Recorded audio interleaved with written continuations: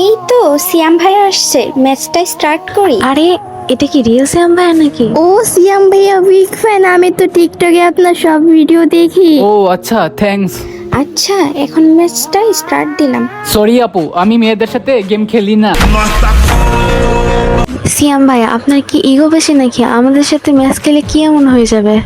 গ্রুপে 3টা মেয়ে দেখছে তো এর জন্য ভাব বেড়ে গেছে। আজব তো, এখানে বাবার ইগুর কথা আসলো কেন? আমার ইচ্ছা, আমি খেলবো না। আচ্ছা ভাইয়া, আপনারা ডো পার্টনার নেই, আমার ডো পার্টনার নেই, এখন কি আমরা ডো পার্টনার হতে পারি? লল আপু, কুত্তাপাল্লা স্বভাব আমার নাই। ভাইয়া মনে হয় অনেক বড় হয়ে গেছে, টিকটকে কিছু ফলোয়ার হয়েছে তো তাই ভাব বেড়ে গেছে। ওর সাথে আমরা কত সুন্দর কথা বলতেছি, ওই আমাদের সাথে তেরা কথা বলতেছে। আজব, আমি তেরা কথা কোথায় বললাম? আমি তো কথাই বলি এইভাবে।